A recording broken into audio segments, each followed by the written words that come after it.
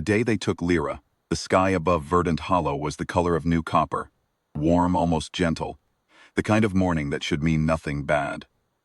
The Kale Mirren stood in the center of the awakening square with his daughter's hand in his and tried to remember the last time he had been afraid. He was 31 years old. He had buried his wife at 26, raised Lyra alone through 5 harvests, never once asked House Aldrin for anything.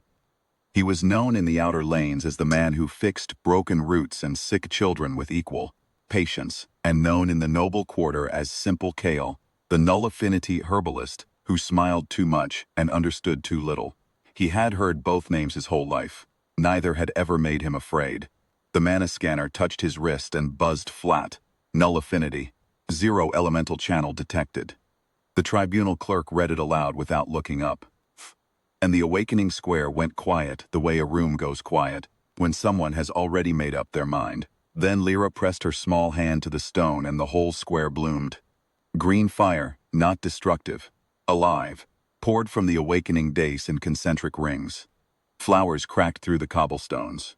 The air turned thick with the smell of deep forest loam. The scanner above her wrist lit every tier at once and stopped at a rank it had never displayed. S rank, Bloom Sovereign. In 20 years of awakening seraphinies, Verdant Hollow had not produced a single S-rank anything. The square erupted, and Lord Casvin Aldrin, seated in the noble box with his white gold robes and his small, careful smile, rose to his feet and said 4 words that ended everything. I invoke talent custody. The law was old, older than House Aldrin, older than the mana ranking system itself. A gifted child born to an unranked parent was a resource too valuable to be left unguided. Guardianship transferred to the nearest noble house with a licensed instructor. Kale's herbalist certification was insufficient.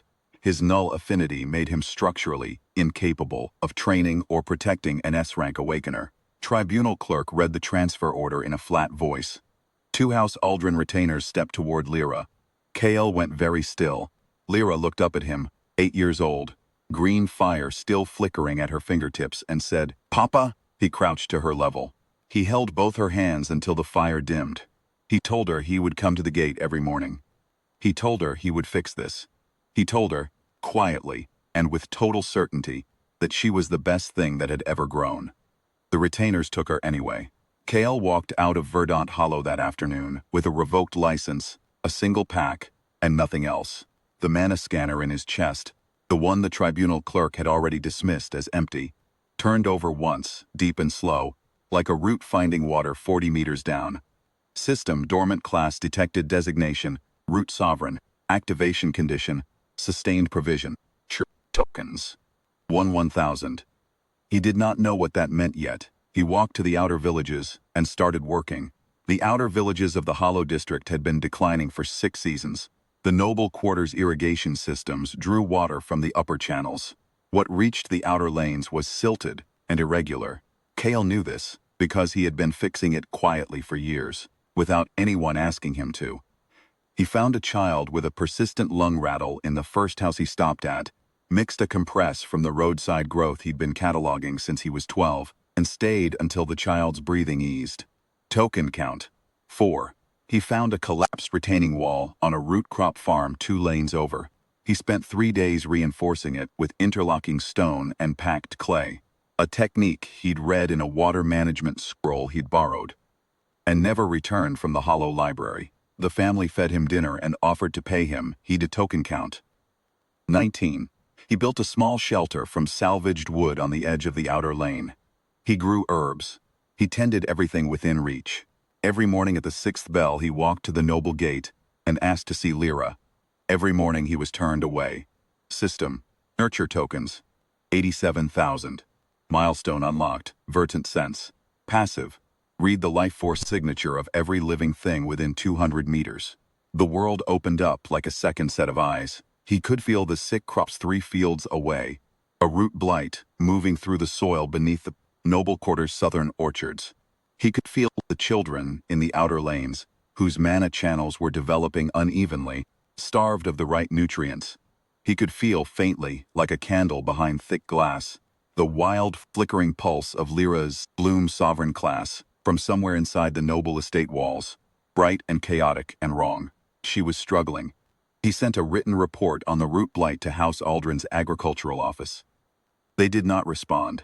The blight spread. By the third week, the southern orchards were losing yield. System, nurture tokens, 241 1000. Milestone unlocked, root network, passive. Share vitality reserves across any living thing previously tended. Range, 800 meters. The crops Kale had touched stopped failing. The ones he hadn't touched continued to wither. The contrast was not subtle. Farmers in the outer lanes started coming to him. Not for medicine now, because something in the land near his shelter felt different, steadier, as if the ground itself had decided to hold. Inside the noble estate, Lyra's Bloom Sovereign class was becoming unmanageable. House Aldrin's licensed instructor, a B-rank verdant mage named Sorel, reported that the girl's ability refused to take direction. Every attempt to guide her into a controlled bloom produced an explosion of unstructured growth, vines through the training hall ceiling, flowers filling the drainage channels. Once, an entire stone wall replaced by living wood overnight. Sorel requested a consultation with the talent tribunal. He wrote in his assessment, "The class appears to require an external anchoring channel of a type not present in any enrolled instructor." He did not know what that type was. He did not know its name. Kale did not know either, not yet. He was at token count 614, tending a fever in a 6-year-old at the edge of the outer lane, when the system told him. System, nurture dose 614 1000. Milestone unlocked. Bloom override. Active. Accelerate, stabilize, or suppress any nature-based or plant-based ability within range of the root network.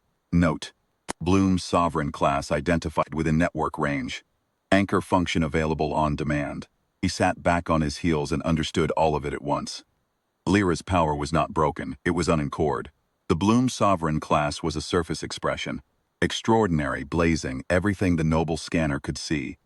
What it ran on, what every nature class ability in the district ran on, was something beneath the surface, something the scanner had read as empty because it had no category for it. He was not null, he was the root. He went to the gate the next morning and requested, formally and in writing, an emergency talent tribunal hearing on grounds of class incompatibility and imminent harm to a minor S-rank awakener.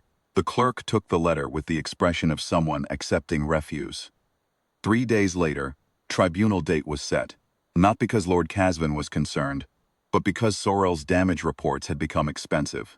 System, tokens, 998 1000. The talent tribunal convened in the Hall of Classification, vaulted stone, high windows, 6 board members in gray ceremonial robes seated above the floor. Lord Casvin Aldrin entered from the noble side door in his white gold coat, posed and unhurried.